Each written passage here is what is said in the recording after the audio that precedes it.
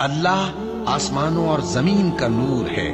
اس کے نور کی مثال ایسی ہے کہ گویا ایک طاق ہے جس میں ایک چراغ ہے، اور چراغ ایک قندیل میں ہے، اور قندیل ایسی صاف شفاف ہے کہ گویا موتی کا سا چمکتا ہوا تارا ہے۔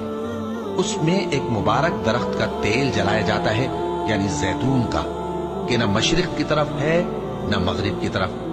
ایسا معلوم ہوتا ہے کہ اس کا تیل خواہ آگ اسے نہ بھی چھوئے جلنے کو تیار ہے۔ بڑی روشنی پر روشنی ہو رہی ہے۔